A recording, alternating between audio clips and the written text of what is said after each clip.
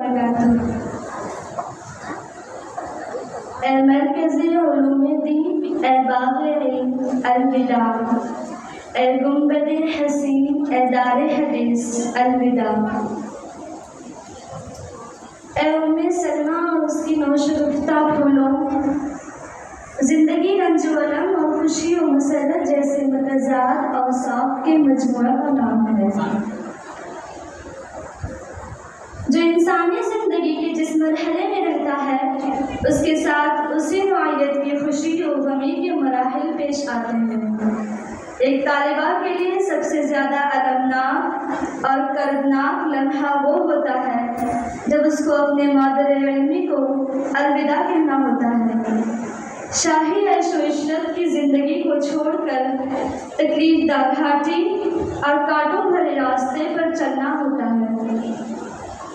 اگر دستور حیات اور نظام مدرسہ نہ ہوتا، دینی اور دنیاوی زندگی کی ذمہ داریوں کا احساس اور انتظام نہ ہوتا، تو مدرسے میں زندگی گزارنے والے کوئی بھی طالب علم مدرسے کے در و دیوار اور اس میں گزارے ہوئے خوشگوار لمحات کو کب اور کیسے الوداع کہتا؟ کون ہوتا ہے جو اپنے روحانی باپ اور محبوب دوستوں کو الوداع کہتا ہے، جو صرف درسگاہ اور رہائش گاہ کے ہی رفیق نہیں بلکہ کھانے کے ایک ایک نوالے پر حق رفاقت ادا کرتے ہیں؟ مدرسے میں گزارے ہوئے 8-10 سال کو جب ہم مڑ کر دیکھتے ہیں تو ایسا محسوس ہوتا ہے کہ 8-10 دن بھی نہیں رہے۔ وہ گزرے ہوئے دن جب یاد آتے ہیں تو دل شکستہ اور زخمی سا ہو اٹھتا ہے۔ کبھی اساتذہ کا جھوم جھوم کر سمجھانا، کبھی لہجے کا سخت ہونا، تو کبھی ہنس کر پیار کرنا اور اپنے ساتھ تیکھی میٹھی نوک جھونک، تو کبھی کسی بات پر ہنستے ہنستے لوٹ پوٹ ہو جانا، کبھی راتوں کی لمبی لمبی باتیں تو کبھی نیند کے غلبہ سے بغیر بستر کے ہی سو جانا، کبھی ملازمہ کے ساتھ مستی تو کبھی وارڈن امی کو جھانسا دے کر بھاگ جانا، کبھی استنجا کے بہانے تو کبھی پیاس کے بہانے گھنٹے گزار دینا، کبھی سنیچر کی خوشی، کبھی سوموار کا غم، کبھی امتحان کا ڈر تو کبھی چھٹی کا انتظار، کبھی کھانے کا انتظار، کبھی جی نہ لگنے کی شکایت۔ کون ان یادوں کو الوداع کہنا چاہے گا؟ ہزاروں سال نرگس اپنی بے نوری پہ روتی ہے، بڑی مشکل سے ہوتا ہے چمن میں دیدہ و پیدا۔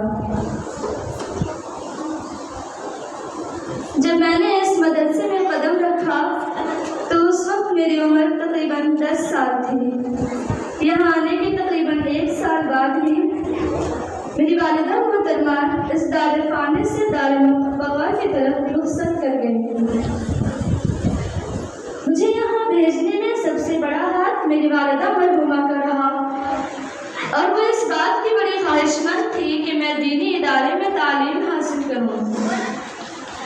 ہر بار کی یہ میری عادت تھی کہ جامعہ آنے سے 1 دن پہلے میں خوب روتی۔ امی مجھے طنز کے طور پر کہتی، ٹھیک ہے مت پڑھو، سڑک پر جھاڑو لگا لینا، لیکن میں اپنے رب کی شکر گزار ہوں کہ آج ان کی خواہش تکمیل کو پہنچ رہی ہے۔ بہرحال اللہ ان کو جنت الفردوس میں اعلیٰ سے اعلیٰ مقام نصیب عطا فرما۔ چلتی پھرتی آنکھوں سے عزا دیکھی ہے میں نے، جنت تو نہیں دیکھی پر ماں دیکھی ہے۔ رب حلیم کا کرم کہ اس نے علوم دینیا کی ایک ادنا سے طالبہ بننے کی توفیق مرحمت فرمائی۔ مزید کرم یہ کیا کہ جامعہ ام سلمہ کی ٹھنڈی چھاؤں اور لطیف ہوا سے محفوظ ہونے کا موقع فراہم کیا۔ وہ وقت یاد آتا ہے جب اس مدرسے کی 4 دیواری میں پہلا قدم رکھا۔ دل نے یہ صاف گواہی دی کہ مدرسہ کے در و دیوار، اس کی ایک ایک اینٹ، اس کی معطر فضا، مولانا آفتاب عالم ندوی اور شفق آقا صاحبہ اور دیگر اساتذہ کرام اور معلمات صاحبات کی محنتوں اور کاوشوں کا ثمرہ ہے۔ میں نے تقریباً 8 سال اس مدرسے میں گزاری. مجھے مدرسے کی در و دیوار سے اس قدر عقیدت و محبت ہو گئی کہ بیان کرنے سے عاجز و قاصر ہوں. اس 8 سال میں نے مدرسے کا جو نظم و نسق اور اساتذہ کرام خصوصاً ام سلمہ کے روح رواں، قلم کے شہسوار، فکر و نظر کے شہنشاہ، حدیث و فقہ کے ماہر مولانا آفتاب عالم ندوی، جن سے میں نے علم حاصل کیا، گویا وہ علم کے آفتاب و ماہتاب اور ہر فن کے ماہر ہیں.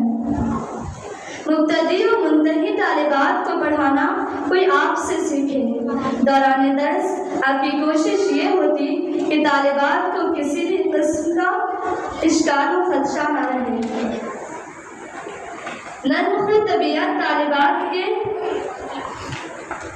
مشفق و مربی، نظم و نسق کے شہسوار مولانا رضوان صاحب دامت برکاتہ العالیہ، آپ میں شفقت کا رنگ غالب ہے، مزاج میں بے تکلفی اور شائستہ ظرافت ہے.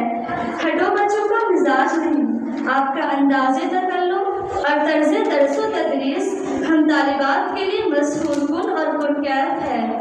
اللہ نے آپ کو حسن اخلاق کا مالک بنایا ہے. حضرت مولانا عرفان صاحب دامت برکاتہ العالیہ آپ کو پیچیدہ مباحث آسان انداز میں سمجھانے میں نز درسی کتب میں ید طولہ حاصل ہے. آپ کو اتنی پیاری زبان عطا کی گئی ہے جو بال کی کھال بڑی خوبی سے نکالتی چلی جاتی ہے اور ذہن و دماغ پر ذرا بھی ثقل محسوس نہیں ہوتا. اللہ آپ کو اجر عظیم عطا فرمائے. نرم خو طبیعت ہم طالبات کے مشفق و مربی حضرت مولانا مجیب الرحمان صاحب، حدیث و فقہ میں آپ کا درجہ امتیاز ہے جس پر آپ کو کافی دسترس حاصل ہے اور الحمدللہ تمام موضوعات پر کمال رکھتے ہیں. لکھتے خوب اور بولتے بھی خوب ہیں. صبر و تحمل کا یہ عالم ہے کہ پورے سال دوران درس آپ کی پیشانی پر خفگی کے آثار نہیں آئے. طالبات کے دل و دماغ پر کسی قسم کی پریشانی اور غم ہو، حضرت کی گفتگو اور درس کو سن کر غم خوشی میں تبدیل ہو جاتا ہے. آپ کا زیادہ وقت درس و تدریس اور کتب بینی میں گزرتا ہے. ماسٹر منیب خان صاحب خفیف جسم، عمیق علم، اپنی گفتگو سے ہر کسی کو موہ لینے والے، وقت کی اہم ضرورت عصری تعلیم سے آگاہ و روشناس کرانا سرتا مطمئن نظر رہا ہے اور اب تک اس کو بحسن خوبی انجام دے رہے ہیں. آپ کو انگلش اور گرامر پر عبور و فوقیت اس درجہ حاصل ہے کہ طالبات کے ہر سوال کا جواب بلا جھجک بآسانی دے دیتے ہیں. اللہ نے آپ کو حسن اخلاق کا مالک بنایا ہے. آپ ہم طالبات کے ساتھ اپنے ایسے پیش آتے ہیں جیسے کوئی قریبی دوست ہو. محترمہ شفق آپا صاحبہ، آپ قابل تعریف اور لائق قدر ہیں. اللہ آپ کی عظیم قربانی اور جدوجہد کو قبول فرمائے. قوم کا درد اور ملت کا درد آپ کے رگ و ریشے میں پیوست ہے. بچیوں کی دینی اور اصلاحی اور تعلیمی تربیت و ترقی، ان کو لائق و فائق بنانے کی کوشش اور ان کے روشن مستقبل کے لیے کچھ کر گزرنے کا عزم و حوصلہ آپ کے اندر موجود ہے. آپ کی اس شفقت کا بدلہ ممکن نہیں. اللہ آپ کا سایہ دراز کرے. اور میں دیگر اساتذہ کرام اور معلمات صاحبات جن سے میں علم سے سیراب نہیں ہوئی، میں ان کے لیے بہت بہت شکر گزار ہوں. اللہ آپ کی محنتوں اور کاوشوں کو قبول فرمائے اور اعلیٰ سے اعلیٰ درجات نصیب فرمائے.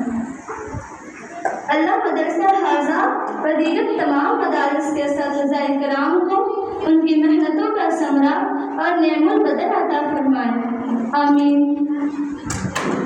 بلبلان ام سلمہ سے بڑے ہی ادب و احترام کے ساتھ ناچیز کی یہ گزارش ہے کہ دوران تعلیم اگر میری طرف سے کسی کو کسی قسم کی تکلیف پہنچی ہو تو آپ عافیہ کی خطاؤں پر معافی کا قلم پھیر دیں.